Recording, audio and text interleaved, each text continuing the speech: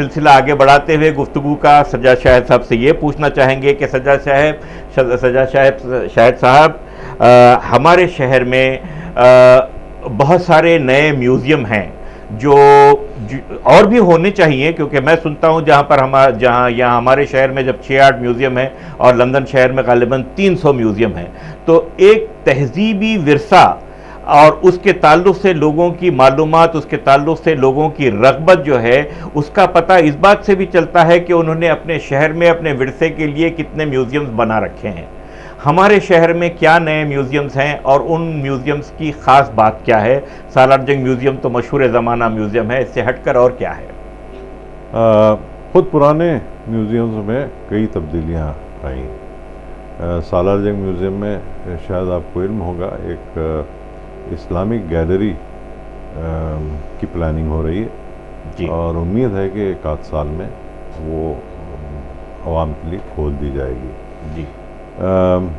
इसके अलावा दूसरे म्यूज़ियम्स में भी जो है काम हुआ है, जैसे निज़ाम द निज़ाम्स म्यूज़ियम जो है पुरानी हवेली में, बहुत एक छोटा सा कलेक्शन था, लेकिन ख़ास बात उसकी ये थी कि सिटी म्यूज़ियम जिसे हम कहते हैं, ये सालार जंग म्यूज़ियम में तो आपको हर किस्म की चीज़ मिलेगी जी।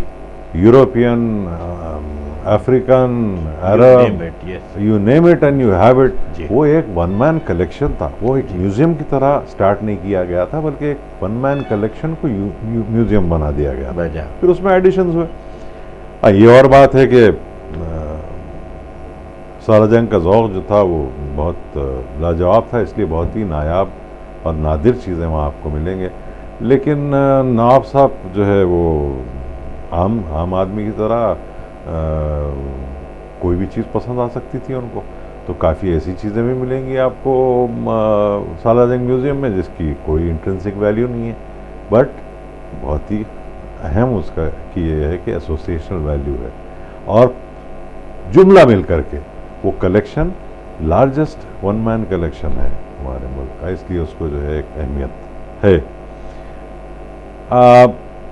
ये जो दूसरा म्यूज़ियम अहम मैं मानता हूँ, वो मैं सिटी म्यूज़ियम को मानता हूँ, जो एक शाख खुली है द निज़ाम्स म्यूज़ियम पुरानी हवेली में, जिसमें पहली बार शहर हैदराबाद पर म्यूज़ियम आपको मिलता है। अच्छा जी। अब वो कोशिश ज़ाहिर सी बात है, स्टेट फंड तो नहीं है, वो तो प्राइवेट एफर्ट है हमारे निज़ाम हैदराबाद की फैमिली की तरफ से, वालाशान प्रिंस मुखफमजा बहादुर की कोशिश है वो एक इंटरप्रेट करने की हैदराबाद शहर की तारीख को। अफसोस कि हम दूसरे लोग और हमारी हुकूमत ये बात नहीं सोच सकी जो वालाशान ने सोची और कर दिखाया, चाहे वो मुख्तसरी क्यों ना हो।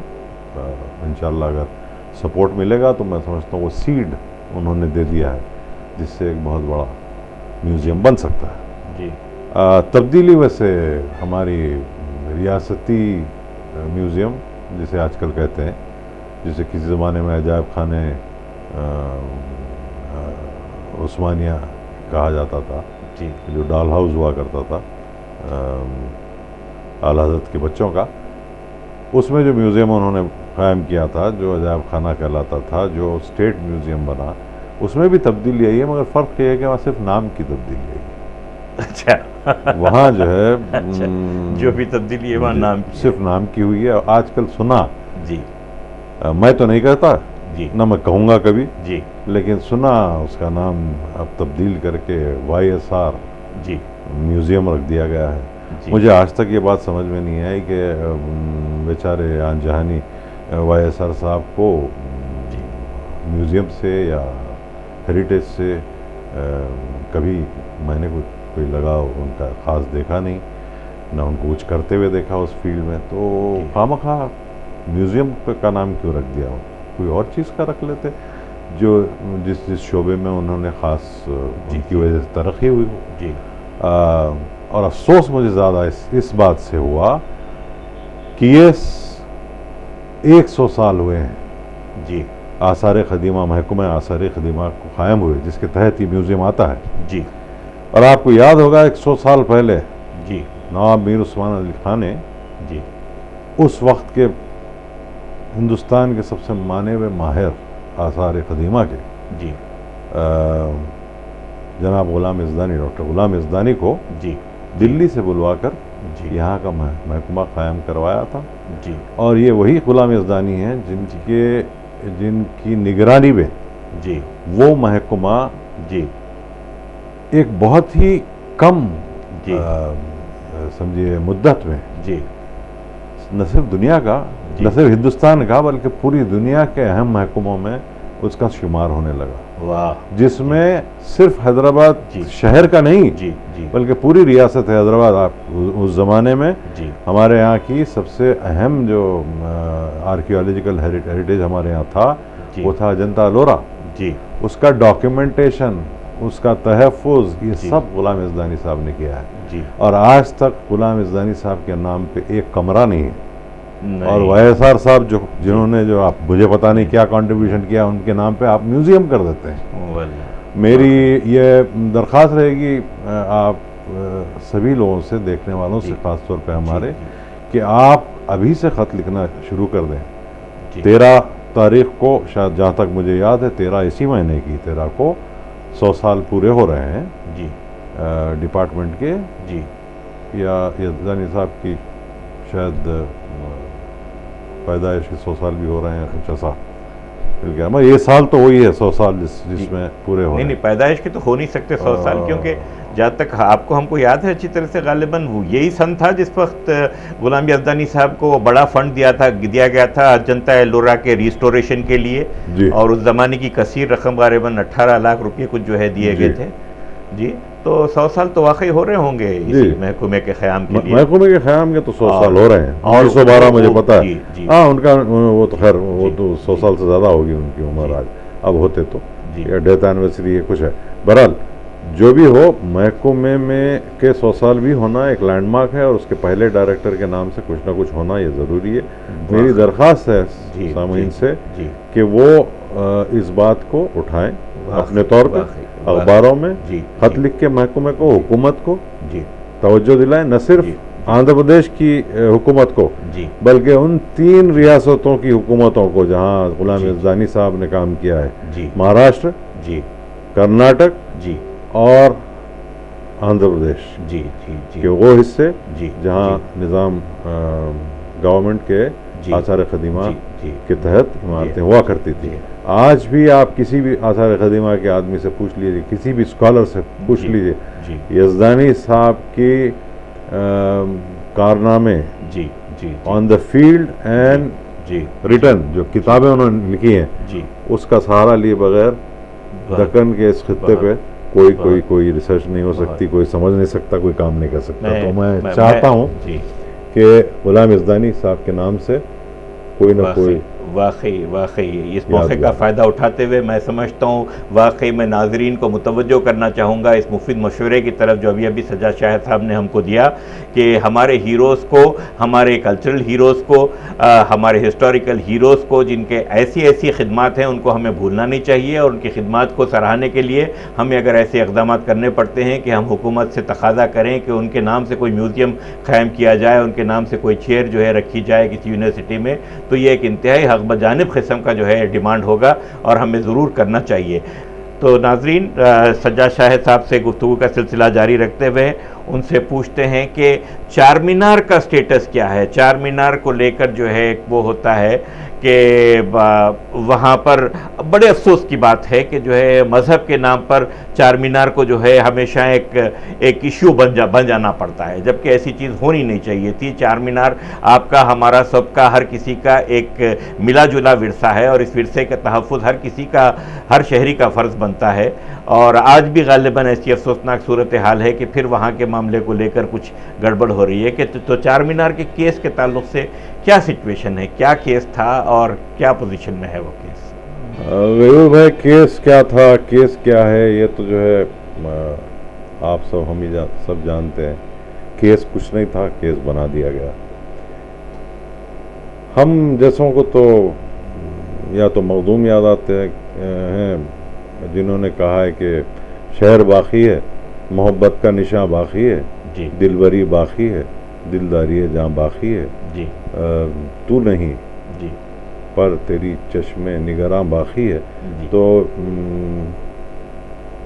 चारमीनार से जो लगाव रहा है हैदराबादियों का, जी वो बहुत इमोशनल अटैचमेंट रहा है। जी या साहबजादा महकश ने कहा कि निगाहों से तेरे दीवार उधर को चूम लेते हैं, निगाहों से तेरे दीवार उधर दर को चूम लेते हैं, तेरे अतराफ अब भी जाने वाले झूम लेते हैं। हाँ, तो इस किस्म सही का कहा। इमोशन, जी हाँ। इस किस्म का इमोशन हैदराबादी रखते हैं।